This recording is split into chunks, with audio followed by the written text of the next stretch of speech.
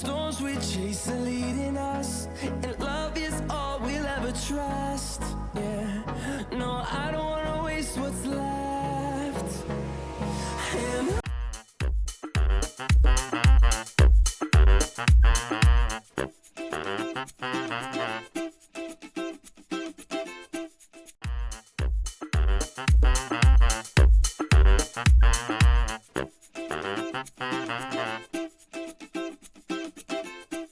Fala galera, eu sou o Matheus e bem-vindos a mais um IPDcast. O tema de hoje é empreendedorismo. Nós vamos falar um pouquinho sobre os desafios, as oportunidades e o futuro dos negócios na Amazônia. E eu acho que um dos pioneiros, e a gente convidou ele aqui e ele aceitou o convite. Hoje nós temos aqui o Denis Mineve. Seu Denis, por favor, se apresente para todos nós. É uma alegria estar aqui. Obrigado, Matheus. E tem uma apresentação rápida. Eu trabalho hoje como diretor-presidente da Bemol, né? Acho que é uma empresa que, pelo menos se você é da Amazônia, você já ouviu falar e nos conhece. Bem, vai ser uma alegria debater um pouco o tema. Qual é a sua formação hoje, seu Denis? Bem, eu sou formado em economia, eu estudei economia nos Estados Unidos, eu sou ex-aluno, inclusive, do Colégio Militar de Manaus, aqui, onde eu fui orgulhoso coronel-aluno do colégio, e depois fui fazer economia nos Estados Unidos, aí fiz depois um mestrado em estudos internacionais, focado na América Latina, e depois fiz mestrado em administração. Trabalhei também ainda nos Estados Unidos por 2 anos no mercado financeiro, antes de decidir voltar e aí trabalhar na Bemol. Eu trabalho na Bemol desde 2003, exceto um período de 2007 a 2010, quando eu servi como secretário de planejamento do estado do Amazonas. Coisa pouca, né? Coisa básica. Bom, aproveitando que o senhor já está falando sobre a sua bagagem, né? O senhor está falando que o senhor teve uma formação global e acredito que de altíssimo nível, né? O que que foi mais difícil para o senhor? Foi aprender as teorias econômicas lá fora ou aplicá-las aqui na logística social da Amazônica? Eu venho de uma família onde o estudo é muito enfatizado, né?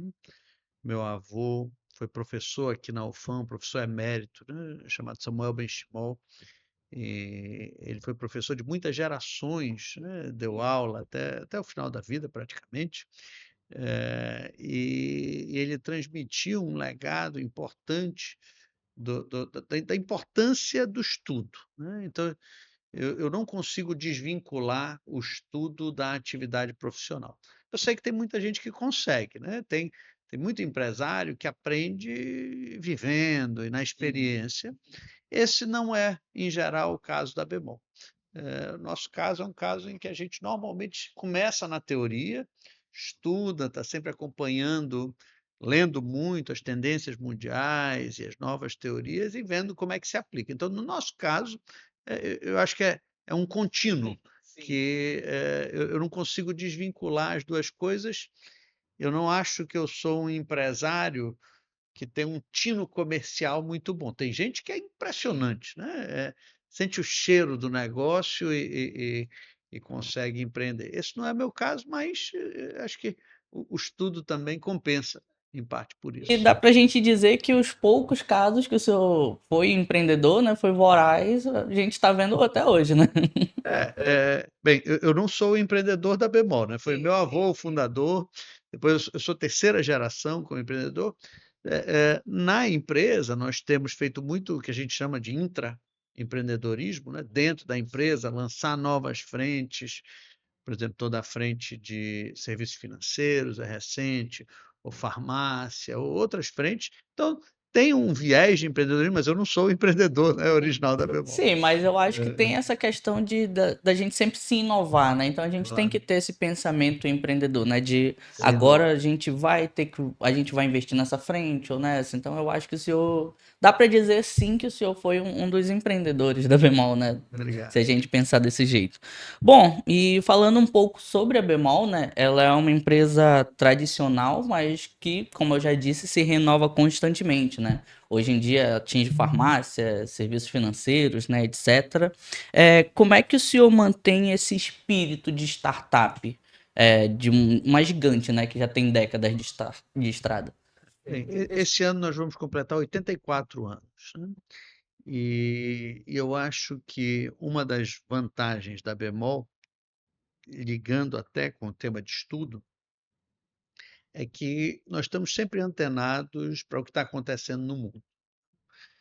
Então, desde a primeira geração, meu avô, que fazia negócios com os Estados Unidos, a geração do meu pai, do meu tio, que, por exemplo, pegaram toda aquela onda na época que o Japão estava crescendo e as multinacionais japonesas, e hoje a gente sempre teve muito atento para quais as tendências de varejo e como é que nós podemos nos posicionar.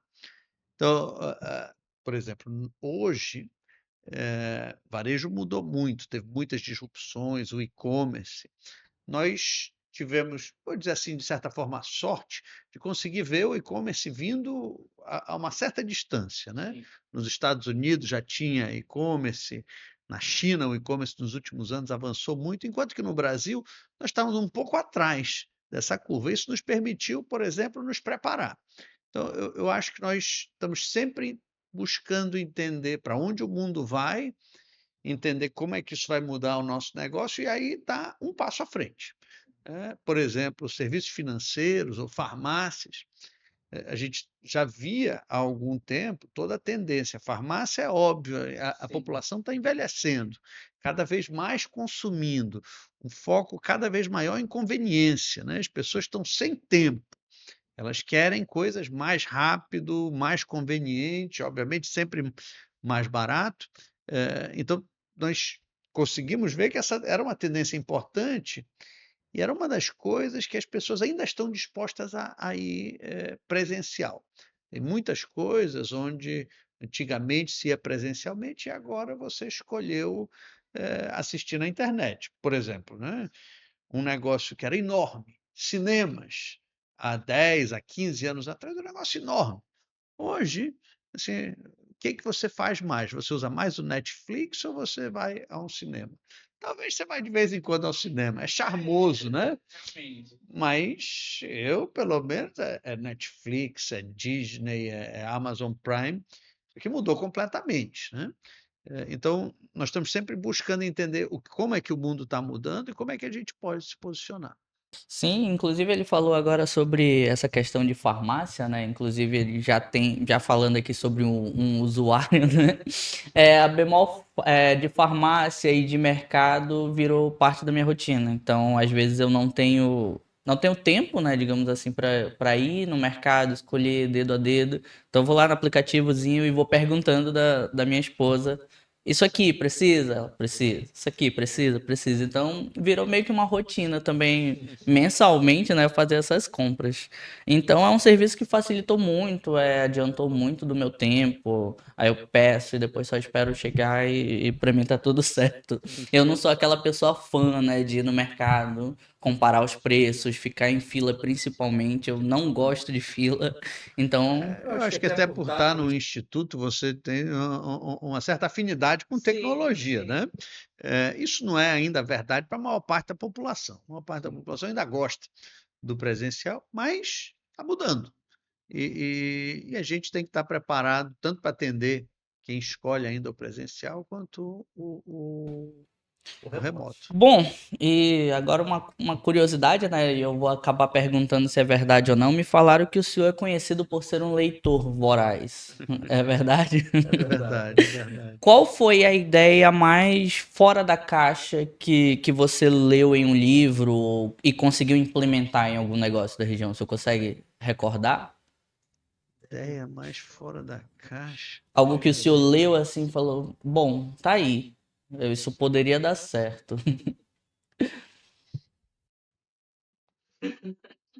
Se me pegar aqui de supetão, olha, tem muitos livros que foram muito influentes na minha formação. Posso dar um exemplo, um livro que eu já li há muitos anos e que até hoje eu uso como referência, um livro que chama A Meta, de um escritor que chama Eliyahu Goldratt. E é basicamente um livro que ensina a metodologia Lean, né?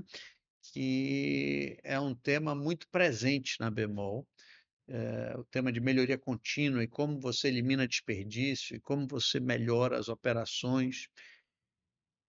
Sim, isso aqui eu acho que está no DNA da empresa hoje. Nós temos muitos indicadores de quantas pessoas estão usando e damos premiações baseado em quantas inovações as pessoas trazem. Mais recentemente, eu estou bem focado em leitura sobre China, né? O negócio da Bemol está mudando nesse momento muito, em grande parte, devido à influência chinesa no mundo. Então, desde os eletrodomésticos mais baratos, né, que têm competido, por exemplo, com os produtos da Zona Franca, que representam uma ameaça, como é que nós vamos nos posicionar, mas também as multinacionais chinesas entrando no Brasil. Há poucos anos atrás, as multinacionais que eram parceiras da Bemol eram majoritariamente ou americanas ou europeias, ou talvez japonesas, mas não chinesas. Hoje, os nossos maiores fornecedores é a Midea, que é geladeira, está se tornando a maior. Boa parte dos celulares que nós vendemos são Motorola, ou são Xiaomi, ou são Oppo. Todos esses são marcas hoje chinesas. Motorola foi comprada, né, pelos chineses. Então, você tem uma mudança profunda no mercado. Além disso, os varejistas, né, antigamente era só varejista brasileiro, Magazine Luiza, Casas Bahia, nós.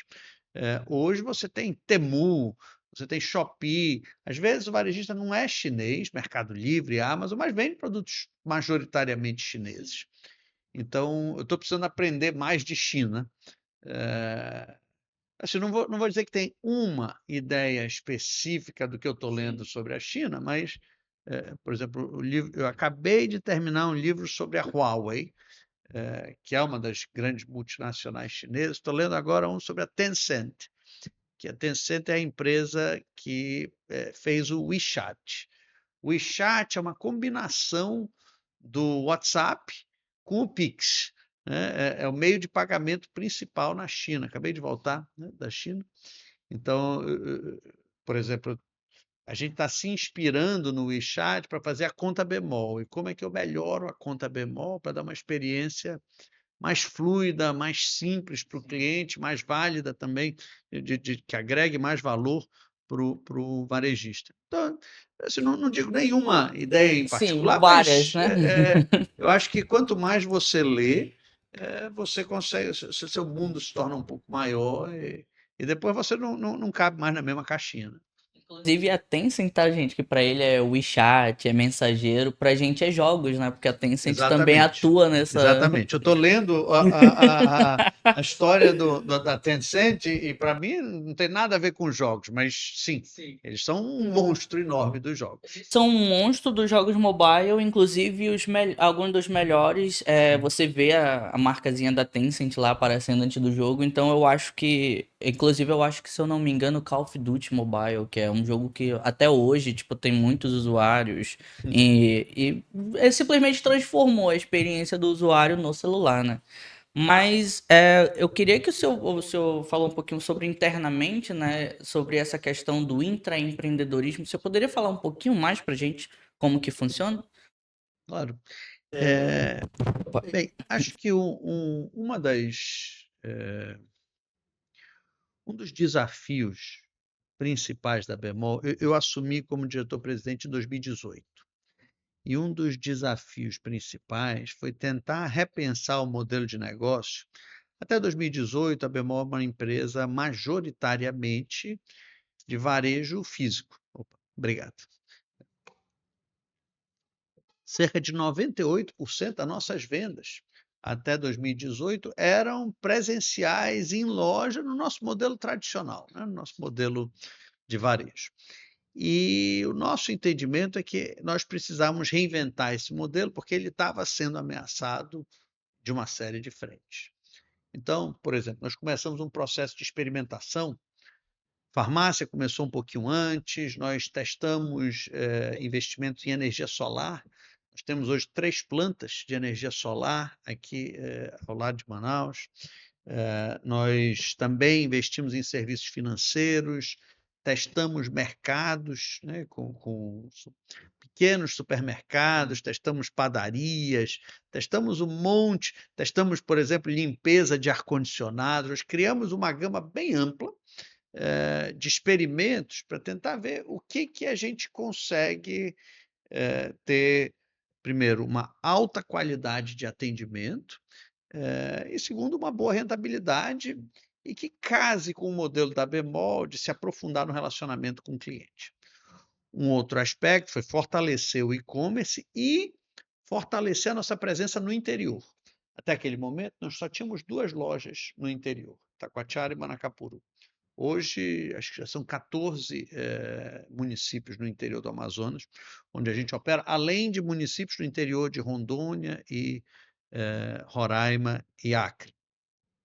E aí o senhor tem, já perguntando, né, mas claro que o senhor pode escolher responder ou não, mas se o senhor teria ideia de expansão para, por exemplo, competir com as grandes, São Paulo, Casas Bahia, no Rio de Janeiro, assim, alguma coisa assim? Olha, nós operamos hoje em 4 estados, Sim. né? Amazonas, Acre, Rondônia e Roraima.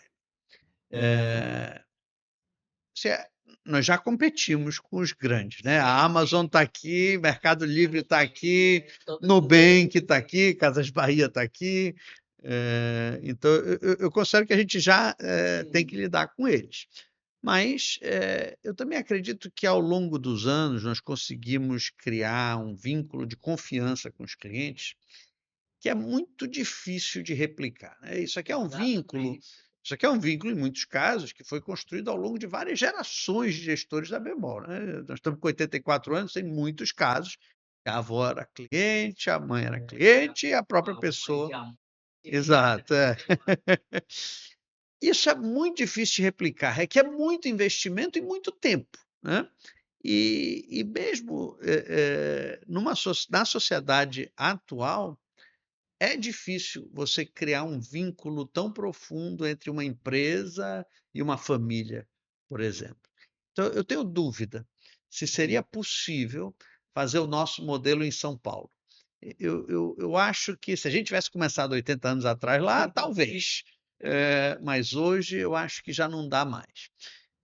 Além disso, eu acho também os players que estão enraizados lá, principalmente de e-commerce, Amazon, Mercado Livre e os chineses também, assim, eles são muito competitivos, empresas muito competentes e com bolsos muito mais fundos do que os nossos, né? Então, por exemplo, o que a gente sabe, algumas dessas empresas, o Mercado Livre é rentável, mas a Amazon se especula, não se sabe exatamente, que ela perde dinheiro no Brasil já há muitos anos. Nós, como uma empresa familiar local, a gente não tem capacidade de ficar torrando dinheiro para tentar ganhar mercado. Então, eu acho improvável que nós vamos para outros estados. O que eu consigo ver, e nós estamos já executando, aqui dentro da própria região, nos adensar mais, oferecer mais produtos, ter uma gama mais ampla de produtos e serviços, né? Nós estamos testando, por exemplo, pequenas clínicas médicas em algumas lojas, ou telemedicina, nós estamos testando exames médicos, nós estamos testando venda de material de construção online e uma série de outros produtos, um modelo de marketplace. Estamos testando outros tipos de empréstimo, empréstimo com garantia de veículo, empréstimo consignado. Estamos testando também receber dinheiro dos clientes para investimento, né, de longo prazo. Então, o nosso caminho, que eu acho que é o caminho que é mais produtivo, é focar nos clientes que nós já temos e tentar fazer mais por eles do que tentar encontrar novos clientes de outras regiões onde eu acho que o mercado já está consolidado ou a gente teria muita dificuldade de entrar. Inclusive, o senhor falou, né? E eu acho que essa é uma via de mão dupla, né? As Casas Bahias vieram, hoje a gente tem a Van, tem várias, mas o cliente sempre tende. E eu falo isso por experiência própria, né? Por exemplos próprios. Eu tenho meus avós, e meus avós com certeza já são clientes há muitos anos. E se eu falar pra ela, vó, vamos lá na van comprar alguma coisa, ela, filho, vamos lá na Bemol. Eu compro só com o meu CPF e acabou que essa enraização vai passando, né, de pessoa para pessoa, como você falou, é gerações. Então ela me ensinou isso, que a Bemol facilita, que a Bemol é isso, e o senhor vai falando aí, e eu como usuário, né, acabo lembrando, né, que realmente oferece isso, realmente tem esse tal serviço, padaria, eu já fui no Mercado Bemol lá no Estúdio 5, então se eu vai falando e vai vindo na minha mente, então é muito legal ouvir isso do próprio Denis, né? Olha, deixa eu só então expressar gratidão à sua avó. Eu acho que esse é o cerne da empresa, né? Diferentes empresas vão fazer diferentes coisas. Eu acho que a gente é amazônida, a gente gosta daqui, a gente gosta dos clientes daqui. Nada contra os clientes de São Paulo, mas assim, eu acho que, ok, a gente gosta dos clientes daqui e, por sorte ou conquista, os clientes também gostam da gente. Então, eu acho que é muito mais simples fazer negócio quando você conseguiu desenvolver um elo de confiança com o cliente. É claro que esse elo precisa ser mantido, né? Assim, a gente tem que sempre tentar encontrar a expectativa do cliente, às vezes surpreender o cliente quando for possível, mas então eu acho que assim, eu fico grato, né? Acho que todo mundo tem o direito de dar uma olhada ali no concorrente, visitar, não tem nada de errado, mas a gente espera, né, fazer por onde. A gente se esforça, né, para que ele volte. É, exato. Bom, e agora a gente vai falar um pouquinho sobre o custo Amazônia, né? Porque realmente está enraizada, como o senhor disse, o senhor tem essa logística para outros estados, a Bemol hoje tem essa logística para alguns estados vizinhos, e eu acho que é uma das únicas, né, que tem barco, avião, tudo da Bemol já pensando nessa logística.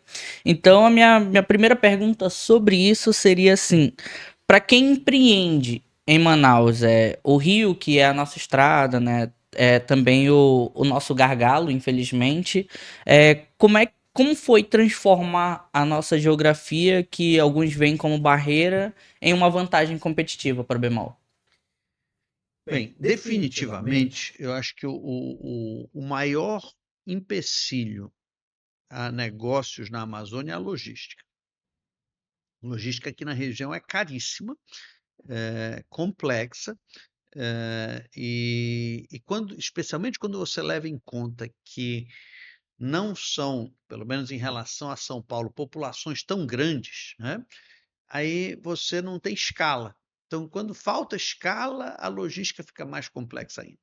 Então, no nosso caso, por exemplo, os lugares onde nós temos a nossa vantagem competitiva maior, em geral, são no interior do Amazonas, onde exatamente assim, é mais isolado, é mais caro levar até lá, e aí nós gastamos muito tempo tentando desenvolver quais são as soluções para chegar, não vou dizer de uma forma barata, mas de uma forma razoável, num preço razoável nesses municípios, né? A gente identificou alguns anos atrás, por exemplo, é muito comum que no interior do Amazonas, um produto que em Manaus é X, no interior do Amazonas é 25, 30, 40% mais caro. Isso, para um empresário, representa uma oportunidade, né? Se lá é vendido 40% mais caro e eu consigo chegar lá 15% mais caro, com a logística, olha, isso aqui é uma bela oportunidade. Exato. Então, a gente tem feito esse exercício para encontrar esses mercados. Nos últimos anos crescemos, por exemplo, Coari e Parintins, Codajás, Altazes, Careiro, Rorainópolis, em Rondônia, em Roraima também, perdão, e ainda temos muita oportunidade. Por exemplo, nós ainda não temos, isso aqui é um pecado, nós ainda não temos loja em Tefé. Tefé é uma cidade grande, robusta, né, na calha do Amazonas, que nós precisamos estar. Então, aqui você tem que olhar município a município, como é que chega lá. Nós, por sorte, temos alguma escala, né, por ter muitos clientes, mesmo antes de ter loja, nós vendemos muito online para o interior, e aí a gente vai descobrindo qual é o barco que vai, qual é o barco mais barato, quando é que vale nós termos o nosso barco, quando é que é melhor usar um barco de linha ou uma balsa. A gente mantém isso aqui na balança o tempo todo e reavalia quando é necessário. Imagina levar uma geladeira, um barco. Olha, é caro, é Sim. complicado, mas a gente tem que encontrar o jeito e quando encontra, e aí, é claro, se você vai levar uma geladeira é difícil, porque o cara do barco não vai te dar muita atenção. Mas se você precisa levar 30 geladeiras, aí é um outro jogo, você consegue negociar e você consegue, por exemplo, em muitos casos, nós temos negociado uma parte do barco reservada para bemol, desses barcos que vão para o interior. Então, sei lá, às vezes 30% do barco é dedicado para a gente, para levar carga para o público. E aí dá para negociar. Bom, fora a logística, né? Eu acho que um dos problemas é também o desafio de crédito, né? Acredito eu. E eu acho que a Bemol, eu posso dizer que aqui ela é pioneira em dar crédito para quem muitas vezes, né, não tem acesso aos grandes bancos. Inclusive hoje virou um banco, né? Eu posso dizer que ela virou um Sim. banco. Bom, e para o pequeno empreendedor que está começando na garagem, qual é o conselho que o senhor daria para gerir o caixa em uma região onde tudo custa mais caro? Vamos falar um pouquinho de crédito. Eu sei que o IPDEC, Vamos. inclusive, é ligado ao ICOMP, né? Lá da UFAM. Uma parte interessante da história de crédito da Bemol está ligada ao ICOMP. Eu liguei alguns anos atrás, professor Edileno. Antes disso, nosso modelo de crédito era um modelo simples, com algumas técnicas estatísticas, chamava regressão multivariável, né? Mas, ali a partir de 2015, a gente começou a ver que estava aparecendo machine learning, né, aprendizado de máquina, redes neurais, e aí eu liguei para Edilene e disse: "Edilene, eu estou precisando de ajuda". E aí ele indicou o professor Marco Cristo, também lá do ICOMP, para trabalhar com a gente, o Palheta, que era aluno de doutorado dele, e a partir dali a gente montou um novo modelo de crédito para a Bemol. E esse modelo de crédito, basicamente, ele faz uma coisa só: ele olha para um cliente, o perfil dele, o histórico dele conosco, e ele prevê qual é a probabilidade desse cliente, daqui a 6 meses, estar inadimplente conosco. Ele prevê com uma boa acuracidade. Olha, é 10% de chance. Dependendo da probabilidade, a gente pode vender sem juros, a gente vende com juros, ou a gente faz um limite alto, ou faz um limite baixo. Então, acertar o crédito aqui na região é essencial, porque se tem relativamente pouco acesso a cartões de crédito, né? Em outros lugares do país, ou mesmo do mundo, o cartão de crédito responde pelo volume que a pessoa quer comprar no mês, então ela não precisa estar pedindo crédito no varejista ou outros lugares. Aqui, bem, tu bem sabes que não. Sua avó, se Deus quiser, é uma cliente diamante que usa o nosso crediário, né? E é uma das fortalezas da empresa, exatamente porque os bancos e as outras instituições financeiras não tomam o tempo para entender as especificidades regionais, né? Estão acostumados a operar em São Paulo, você puxa o Serasa de alguém, tem todas as informações dela, então você consegue dar crédito. Aqui não, aqui não tem. Aqui o Serasa não sabe tanto quanto ele sabe em São Paulo. Então, o crédito é um instrumento essencial, eu acho que para quase qualquer negócio. Todo empreendedor tem um problema de capital de giro. E aí ele precisa ou tomar crédito, mas o cliente dele vai querer crédito. Então, essa equação é essencial. Muita gente quebra por causa disso, mas também quem acerta, muitas vezes consegue uma escala diferente. E acho que o caso da Bemol é por aí. Meu avô começou o nosso crediário nos anos 70. Então a gente já está completando aí. Pelada, né? Exato. Naquela época, eu nem sei como é que ele fazia, porque sem sistema, sem nada, hoje com sistema já dá um trabalho desgraçado. Imagina como é que fazia no caderninho, né? Eu acho que eu lembro, era um talãozinho, né? Exato, era um talão. É nesse momento que o apresentador revela a idade dele. Olha, eu sou 26, tá, gente? Só 26 anos, tá? Bom, e aí a gente parte também para, como o senhor falou, né? O senhor teve que acionar o iComp. E como é que a gente faz para reter esses talentos de tecnologia aqui? Porque é um ecossistema de inovação, mas ao mesmo tempo não é todo mundo, né, que quer fazer inovação em Manaus, na Amazônia especificamente. Como é que a Bemol faz para reter esses talentos? No nosso caso, nós temos uma série de estratégias, nunca é uma coisa só. Então, por exemplo, um dos nossos trabalhos que eu mais tenho orgulho é o nosso trabalho junto tanto ao UFAM quanto ao UEA em Itacoatiara. A UFAM e a UEA treinam alunos em tecnologia da informação em Itacoatiara. Só que até poucos anos atrás, esses alunos não tinham onde estagiar lá e muitos acabavam abandonando o curso. A gente foi ver, teve uma turma, 50 alunos, que só 3 se formaram. Outros 47 em algum momento tinham abandonado. Então, por exemplo, lá em Itacoatiara, a gente recruta, normalmente quando está no segundo, terceiro ano, alguns alunos para entrarem como estagiários e depois a maior parte deles acabam contratados pela Bemol. Hoje, Manaus é o nosso principal centro de desenvolvimento, mas Itacoatiara é o segundo e próximo a Manaus. Nós temos mais de 40 hoje colaboradores em Itacoatiara. Alguns colaboradores de Itacoatiara acabam escolhendo vir para Manaus, né? Ok, tudo bem, não tem problema, mas a gente acha que você desenvolver talentos no interior é uma das formas de retê-los, porque é claro, você sempre pode ir para São Paulo, tem gente que foi para o exterior, que trabalhava conosco, mas no interior acho que as raízes são um pouco mais fortes, as ligações familiares também são um pouco mais profundas. Por exemplo, essa é uma estratégia.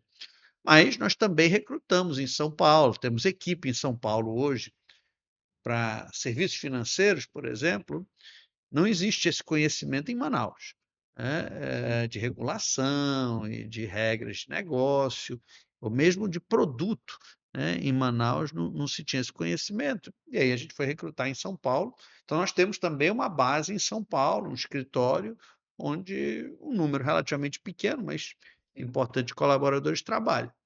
Em alguns casos também a gente contrata no exterior. Temos hoje são poucos, cerca de 10, 12 colaboradores que trabalham na Índia, mais ligados à SAP, né? Que no Brasil tem uma certa escassez de programadores em ABAP, que é a linguagem antiga, que ninguém mais quer aprender, né? A turma de tecnologia gosta de coisa mais moderna, mas mas assim, as empresas às vezes têm os sistemas legados que precisa tocar. Então tem Delphi lá, tem ABAP, e aí a molecada não quer aprender, tem que ser na Índia mesmo. Só ouvir essas linguagens, assim, a pessoa já deve se tremer todinha, porque deve ser um negócio. Eu cheguei a estudar Java por algum tempo e eu saí de lá traumatizado. Eu entendi que Java não era pra mim, aí fui pra Python, fui pra JavaScript, fui pra alguns outros, mas eu percebi que ali no Java e todas as variâncias do Java, todas as versões não eram pra mim. Na faculdade ainda estudei Pascal e C, o C original, né? Depois larguei, que queria fazer economia, mas hoje com inteligência artificial também está mudando, né? Você não precisa mais codar, escrever, né? Então, quando eu preciso fazer alguma coisa, eu peço, olha, o Claude, Claude Code, né, que eu normalmente uso, faz aí no Python alguma coisa aí para mim, eu quero fazer um programa que faz não sei o que lá, ele faz lá em 2 minutos, tá pronto. Aproveitar que você já deu esse gancho, né? Como é que foi escolher essa parte da economia, essa parte que o senhor é formado hoje? Alguém lhe inspirou? O senhor decidiu sozinho? Como é que foi a história das suas formações, mais ou menos? Eu acho que eu tenho algumas inspirações, tanto meu pai quanto meu avô foram muito focados em economia.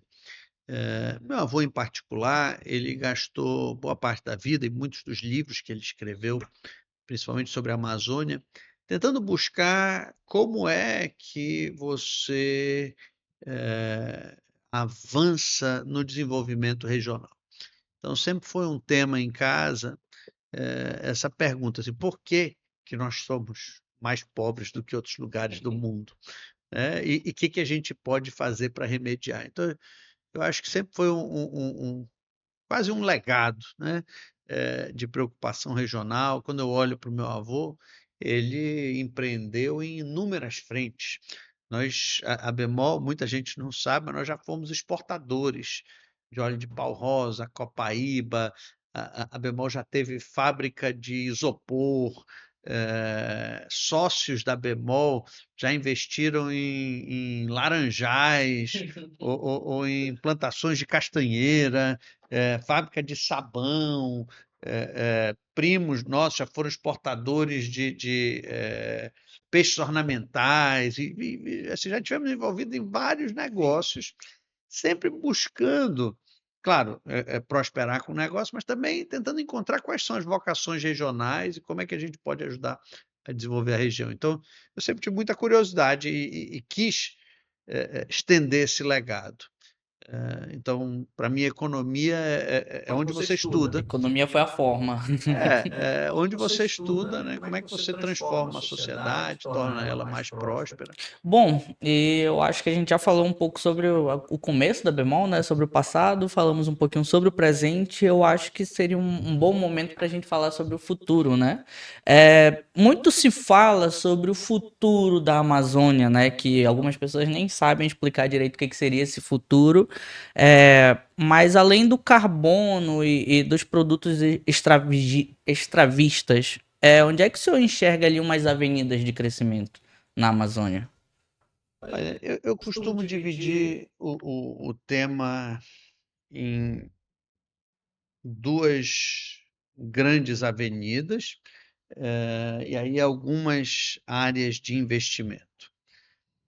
Primeiro, o que a Amazônia tem de especial, digamos, né? Assim, ela tem, por um lado, o espaço, né? É uma área imensa. E em muitos casos, com muitas áreas mal aproveitadas. Áreas desmatadas que nós não aproveitamos bem, não geramos riqueza. Mesmo áreas florestais, nós não aproveitamos bem os recursos que podem ser explorados de forma sustentável. Por outro lado, também é uma área rica em diversidade. Biodiversidade, geodiversidade, diversidade humana. Só o número de etnias e de línguas que se fala aqui na região é uma monstruosidade. Então, como você aproveitar esses dois aspectos é um lado. Do outro lado, economias modernas, se você parar para pensar, o que o interior de São Paulo tem de diferencial? Em alguns lugares até tem plantações e coisas assim, mas a diferença verdadeira é uma população bem qualificada, é uma população educada, bem treinada e produtiva. Então, o que eu acho que a grande vantagem do século XXI apresenta para a Amazônia é que o que era uma desvantagem grande, essas distâncias, estão sendo em grande parte vencidas. Vou te dar um exemplo. 5 anos atrás, eu gastava tempo tentando pensar como é que a gente vai conectar a Amazônia. Sim. Como é que uma tribo indígena vai entrar na internet? Pelo amor de Deus, isso aqui é um problema difícil. Com certeza. Hoje, acabou. A Starlink está lá. A Bemol é vendedora de Starlink. Nós vendemos 7.000 antenas da Starlink só no Black Friday do ano passado. Isso aqui é gente na região toda se conectando. Aqui é uma revolução das mais bonitas possíveis, né? Sim. Isso aqui quer dizer agora que alguém no interior do Amazonas ou dentro de uma comunidade isolada, se ele tiver capacidade intelectual, ele pode prestar serviço para qualquer empresa em qualquer lugar do mundo e ganhar salários altíssimos em dólar. Ok. Agora tem o desafio que a gente precisa qualificar essas pessoas, mas antes, se eu tivesse alguém qualificado lá em Autazes, no interior do Amazonas, não daria para ele se conectar. Agora dá. Agora, assim, algumas barreiras caíram. Então, digamos, o principal desafio que a gente precisa vencer é ter pessoas qualificadas, pessoas produtivas nesse mundo moderno. Fora isso, por exemplo, a gente falou um pouco de logística. Nós somos investidores em algumas áreas que a gente busca disruptar mercados, principalmente na área de logística, mas não só. Por exemplo, não sei se você ouviu falar de uma empresa que chama AeroRiver. AeroRiver, estranho esse nome, na verdade. a AeroRiver é uma empresa, ela está fazendo um ecranoplano. É um barco voador, na prática. Isso aqui é uma tecnologia que os russos desenvolveram na Guerra Fria para bombardear Nova York, né? Eles queriam desenvolver um avião que voava muito baixo, assim não era pego pelos radares americanos. E eles descobriram que quando o avião voa baixo, assim, 5 a 10 metros de altura, ele gasta pouco combustível, por causa de um efeito que chama efeito solo. E então, 2 jovens amazonenses, de novo, vamos voltar para a qualificação, 2 jovens amazonenses fazendo doutorado no ITA, nos procuraram com a ideia de: olha, a gente quer fazer um ecranoplano para vender passagem de avião na Amazônia pelo preço de uma passagem de barco. Eu disse: ok, isso aqui vale a pena a gente testar. A gente ajudou a financiar a empresa, e agora a empresa já conseguiu cerca de 15 milhões em financiamento público e privado para tentar fazer o primeiro avião mesmo real. A gente já fez modelos, já testou, então já sabe que funciona, e agora vai lançar um modelo novo. Então, eu acho que tem várias frentes que podem ser trabalhadas para a gente tentar criar uma economia próspera na Amazônia. Bom, e agora eu queria falar um pouquinho sobre, como o senhor falou, né, a digitalização do varejo, né? Hoje a gente sabe que a gente tem Amazon, Mercado Livre. Antes era muito difícil chegarem aqui, era caro, não valia a pena. E hoje eu acho que a Bemol também faz essa frente, né? Se você abrir o aplicativo lá, você vai ver lá que está escrito compra internacional. Eu queria saber se isso é uma forma de se defender dessas grandes.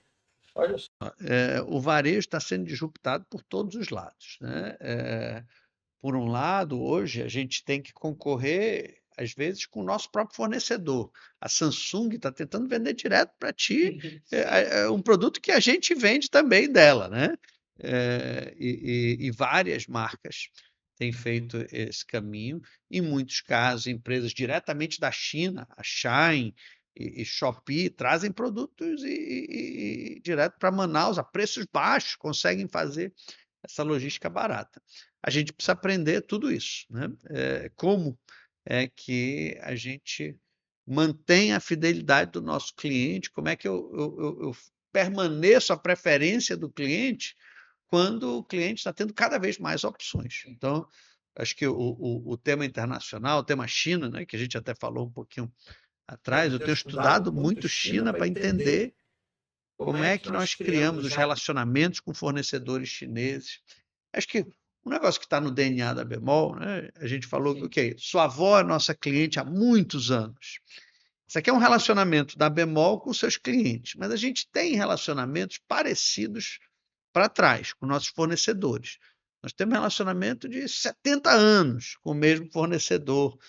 Por exemplo, a Brastemp, meu avô tinha relacionamento com o fundador lá atrás, né? Meu pai, meu tio tiveram relacionamento, agora eu e a diretoria da Bemol temos. Então, a gente tenta montar negócios de longo prazo. O problema é que o mundo está querendo correr muito para o curto prazo, né? Todo mundo querendo ali, ok, tomar uma vantagem, ganhar algum dinheiro rápido. Não é muito condizente com você montar uma empresa de longo prazo. Mas com a inteligência artificial chegando também. Inteligência artificial é outro desafio monstro, incrível, né?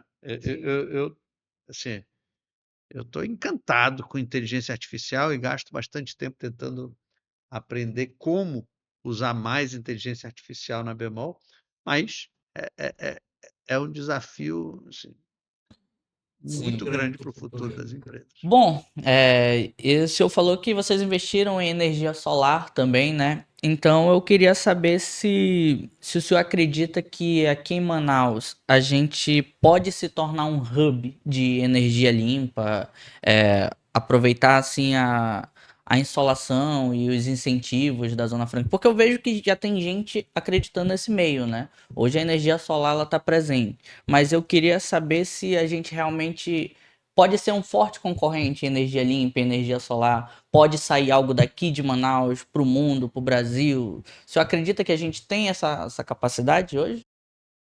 É, Manaus está, sob alguns aspectos, bem posicionada. Por exemplo, a BYD, que é uma das maiores empresas do mundo, todo mundo conhece ela como uma empresa de carro, mas ela também é uma empresa de bateria. Ela tem uma planta aqui em Manaus e no combo energia solar, bateria é um item essencial, exato, dependendo do sistema, né? Quando você está ligado ao grid ou não. A insolação de Manaus, eu sei que Manaus é quente, né? Mas a insolação de Manaus não é tão boa, porque aqui tem muita nuvem. Isso agora me Minas Gerais, por exemplo, o Nordeste, é muito melhor, tem muito mais horas por dia de sol direto do que Manaus, por causa do volume de nuvens que a gente tem aqui. Mas não quer dizer que não seja um lugar bom, é só que lá é melhor. Eu acho que Manaus tem muita oportunidade. Por exemplo, na minha casa, eu cobri de energia solar e a minha conta caiu com tudo. Tem mês que eu não pago nada, né, de energia. Então, eu acho que a gente tem muita oportunidade também em energia limpa. O mundo vai enfrentar, acho que se beneficiar da evolução da energia limpa, que os painéis solares estão ficando mais baratos ainda, os carros elétricos estão ficando muito baratos e muito bons. Essa é uma revolução que a China está trazendo, né? BYD, GWM, e não falta marcas de carros chineses. Agora, na China, eu vi pelo menos, sei lá, umas 10, 15 marcas diferentes. 15 marcas e algumas marcas brasileiras estão tentando, né? Tem o Renault Kwid, né? Que hoje é elétrico também, então a gente sabe. Sim, essa é uma revolução que está acontecendo rapidamente. Quer dizer, não sei se Manaus precisa liderar, mas acompanhar já vai ser muito bom. Bom, e vamos à pergunta de ouro, né? O sol já está se pondo, essa vista aqui tá bonita. Eu queria saber qual é a pergunta que ninguém lhe faz nas entrevistas, mas que o senhor adoraria responder sobre o futuro da nossa região. Tem alguma? Eu sempre jogo essa pro convidado, pra ele fazer a pergunta. Qual é a pergunta? Se tiver alguma, né? Porque eu imagino que seja difícil até Olha, pensar nisso, né? Algo que o senhor gostaria de responder ou explicar numa entrevista. tem dois segmentos muito opostos, onde nós hoje investimos bastante. Tá? Um é um segmento, chama-se profundamente amazônico, e o outro é profundamente não amazônico. Né? Então, profundamente amazônico, eu vejo a maior oportunidade empresarial da Amazônia é pegar esse monte de terra degradada que a gente tem e transformar em terra produtiva. No mundo, já tem uma certa escassez de terra para você plantar, para você produzir. E aqui a gente tem uma abundância enorme. Então, por exemplo, a Bemol hoje compensa o seu carbono patrocinando algumas iniciativas em comunidades do interior, onde a gente ajuda famílias a plantarem sistemas agroflorestais, onde uma família com poucos hectares, com 3, 4 hectares, consegue atingir uma renda de 4, 5, 6 mil reais por mês, e aí atingindo um bom nível de vida. Né? Nós investimos também em empresas que estão tentando transformar a terra degradada em terra produtiva. Eu olho para essa como a maior oportunidade empresarial ligada diretamente à Amazônia. Do outro lado, inteligência artificial. Né? Do lado de inteligência artificial, eu acho que muitas empresas e muitas pessoas cometem um erro olhando para a inteligência artificial como, olha, vamos pegar a inteligência artificial e vamos melhorar o produto, vamos fazer isso. Isso é verdade, é importante, mas tem uma frente que as pessoas negligenciam. É o aumento de produtividade pessoal que cada um pode ter aprendendo e utilizando ferramentas de inteligência artificial. eu uso todos os dias, né. Eu sou assinante do ChatGPT pago, do Claude e do Gemini, e eu uso para inteligência, eu considero meu co-CEO, tá. Sim. Quando eu preciso, por exemplo, decidir onde é que a Bemol vai abrir loja, eu tenho bastante conhecimento, mas eu debato com o ChatGPT: "Olha, está aqui, eu tenho esse plano aqui, o que que eu estou esquecendo? Que ele pode me ajudar? Como é que eu poderia, melhorar esse plano? Ou olha aqui as operações da Bemol, como é que eu posso fazer para ser um pouco melhor, para gastar um pouco menos, olha aqui minha conta de energia, como é que eu poderia gastar um pouco menos de energia? Como é que eu poderia, economizar?"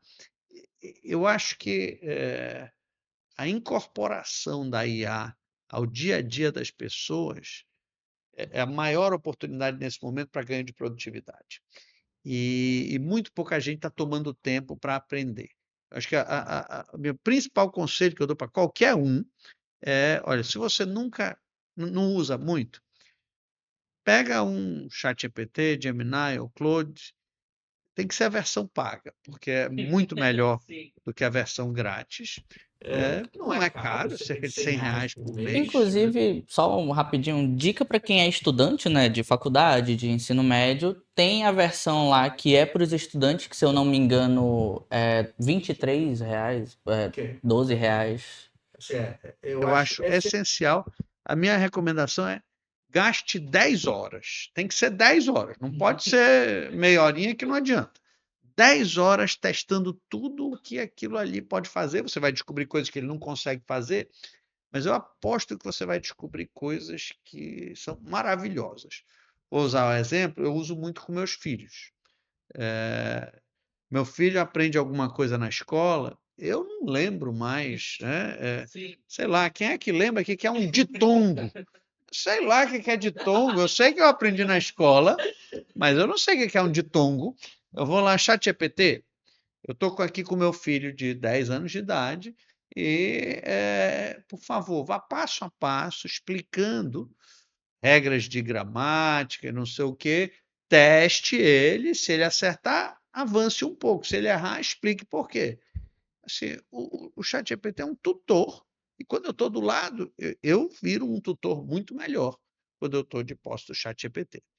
Uma das coisas que, assim, é a intervenção de educação, que todo mundo sabe que dá certo, todos os experimentos já mostram, é o 1 para 1.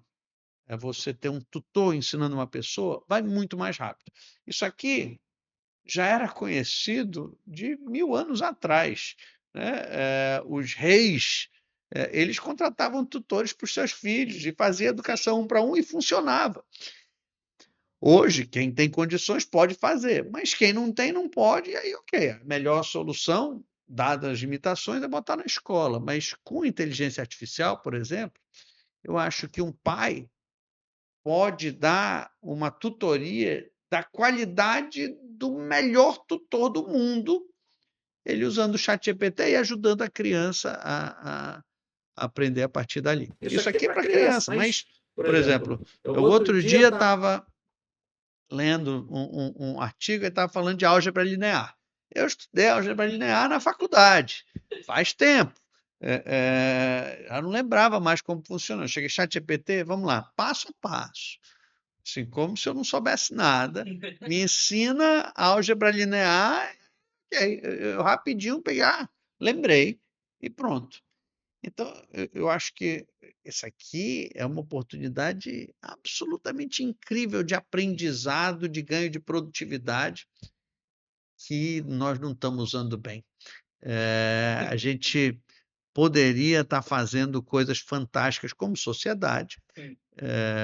Nesse caso, até minha esposa, ela tem uma empresa de consultoria que chama Singular, que ele dá cursos e eu já fiz inclusive, funciona muito bem,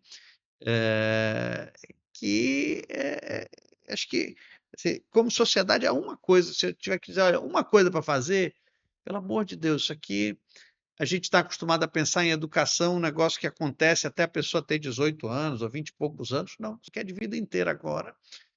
Todo mundo de 30, 40, 50 anos deveria estar aprendendo essas ferramentas. Tem algumas, mas sim, esse aqui é outro, né? Se você aprendeu a usar essas ferramentas há um ano atrás, esquece, estão muito melhores. E são tantas ferramentas diferentes que fazem coisas meio incríveis. Por exemplo, eu não gasto mais tempo fazendo PowerPoint. Eu chego lá para o Gama, que é uma dessas ferramentas, e digo, Gama, está aqui. Eu escrevo, sei lá, uma página, eu digo, Gama, está aqui, é isso aqui que eu quero falar, faz uma apresentação aí. Ela faz as imagens, bota os gráficos, faz tudo e me entrega pronto, eu só tenho que dar uma guaribada no final. E aí eu já vou só falar um recado aqui. Se o Denis usa o Gama, quem sou eu para dizer que não deve se usar o Gama? O Gama é muito bom, tá, gente? Usem o Gama. O Gama é muito bom. Notebook LM. Se você já usou o Notebook LM, Não, esse ainda meu não. Deus, entra aí depois no Notebook LM. Quem estiver escutando, entra no Notebook LM. Assim, você quer aprender um tema, ele faz um podcast. Ele bota. Já viste? Sei qual é. Ele faz o podcast como se fosse duas pessoas Exato. sobre o tema. É uma maluquice completa. Pesquisei isso Mas assim, o podcast é mais firula. Né? Sim. O que ele faz mesmo é, você quer estudar um tema, você pede para ele fazer provas a respeito, para ele testar você, se você entendeu o conceito. Só usando. E eu e a Beca ali, né, a gente tem essa brincadeira também de, cara, pesquisa no chat GPT e coloca assim, GPT, me explique como se eu fosse uma criança de 5 anos sobre esse tema. E aí ele acaba explicando de uma forma bem mais devagarzinho, né, e muito bom. Eu uso também, por exemplo, meus filhos. Quando eu boto meus filhos para dormir toda noite. Minha filha quer uma história de fada que viaja para 10 países com lição de moral. ChatGPT, me conta aqui uma história, inventa aí uma história de 1.000 palavras, de 2.000 palavras, porque tem que ser longa o suficiente para ela dormir. E ele escreve uma história e toda noite é uma história nova. Toda noite é um personagem novo, é uma fada com um unicórnio. Meu filho quer uma história com o Neymar e o Messi, sei lá, jogando num campo no meio da Amazônia, ele inventa tudo. Isso aqui é fantástico. Bom, seu Denis, já tá chegando ao final, né? Mas antes do encerramento, eu gostaria só de fazer um ping-pongzinho rápido aqui com o senhor. Eu queria saber sobre o que não pode faltar na mesa de um empreendedor de Manaus. Olha, no desktop ele tem que estar com uma aba de alguma LLM sofisticada aberta. Um livro que não pode faltar na cabeceira da cama. Eu sempre sugiro a Meta. Em uma palavra, o futuro da Amazônia é?